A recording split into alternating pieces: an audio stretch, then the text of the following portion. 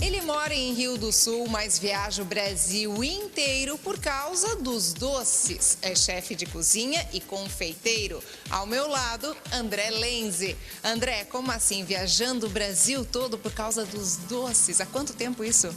Pois é, Suzana, já faz 6 anos que eu estou viajando bastante, dando aula em universidades, mostrando um pouquinho do meu trabalho também, tanto em confeitaria quanto na cozinha quente, mas mais focado em confeitaria realmente. Pois é, e uma curiosidade, até que a gente colocou ali na descrição, é que você é pós-graduado em enogastronomia. O que vem a ser a enogastronomia?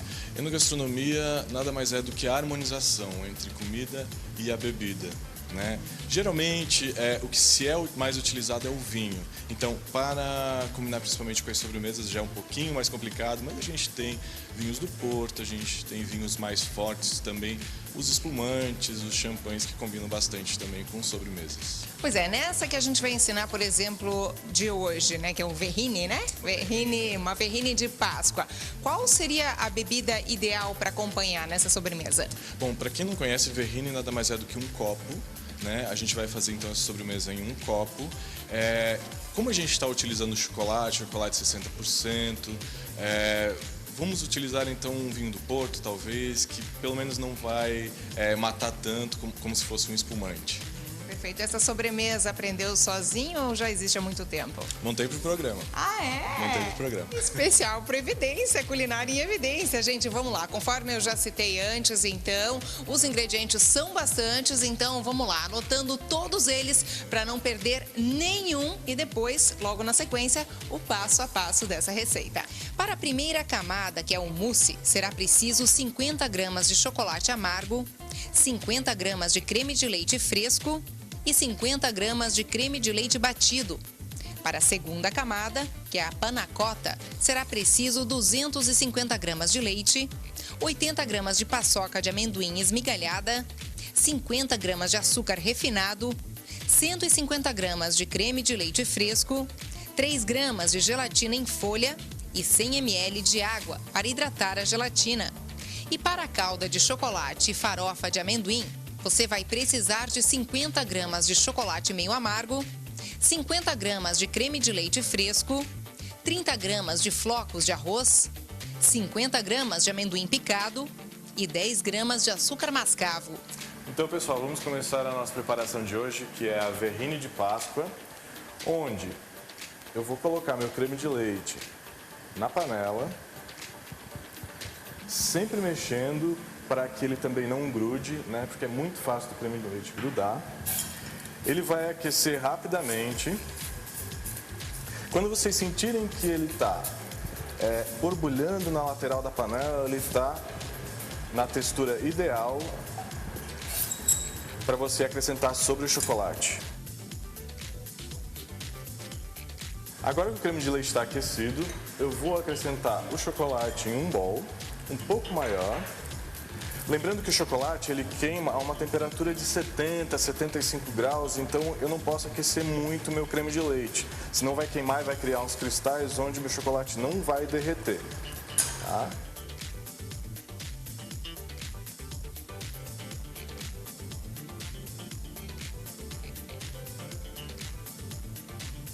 Mexi bem para ele esfriar um pouquinho, aí sim acrescentar então o meu creme de leite batido.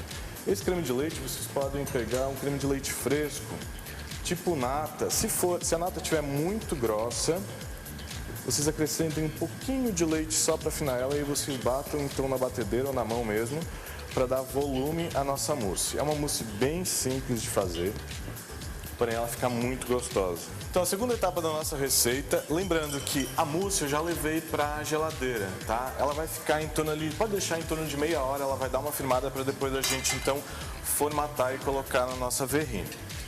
Agora, nessa segunda etapa, eu vou começar com a panna cotta. Eu já falei que a panna cotta, então, ela é uma produção italiana, certo? É um creme cozido, na verdade, que ele é um creme bem leve. A gente está acrescentando depois a gelatina em folha para firmar também na geladeira. Coloquei o leite, vou colocar a paçoca, mexo bem, meu leite já pré-aqueceu também. Vou acrescentar então o açúcar, acrescento o creme de leite, também creme de leite fresco. Já está previamente aquecido, vou retirar do fogo. E aqui eu vou então acrescentar a gelatina em folha. A gelatina em folha é na mesma quantidade da gelatina em pó, tá? Vocês podem utilizar uma folha somente, ela tem um poder um pouquinho maior da gelatina em pó. Eu vou hidratar então ela em água, bastante água mesmo. Enquanto isso, eu acrescento a outra parte que eu aqueci em um outro refratário. Aqui eu já tenho minha folha já hidratada. Acrescento no líquido quente e aí ela vai derreter. Para o nosso terceiro passo, enquanto a panna cotta e a mousse ainda ficam na geladeira, elas vão esperar ainda também um pouco para a gente finalizar toda a preparação. Eu vou acrescentar então mais creme de leite fresco. Ok, meu creme de leite aqueceu. Vou jogar sobre o chocolate.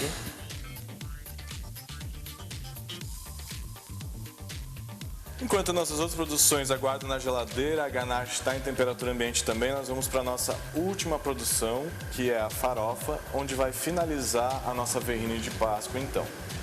Eu tenho flocos de arroz, pode ser os flocos que vocês encontram em barrinho no supermercado, ou também aqueles flocos que vocês encontram em lojas de produtos naturais, os flocos de arroz que eles já são redondinhos também, tá? Sem o açúcar. Acrescentei o amendoim e também o açúcar mascavo. Essa etapa aqui ela é bem rápida. De preferência façam em uma saltese, uma frigideira antiaderente, só para misturar realmente os três ingredientes.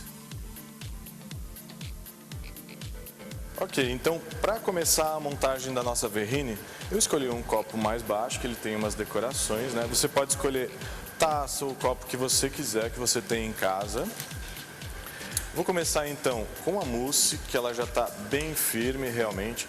Eu coloco dentro de um saco de confeitar porque facilita bastante, mas você pode colocar com a colher também na sua casa, caso você não tenha um saco de confeitar.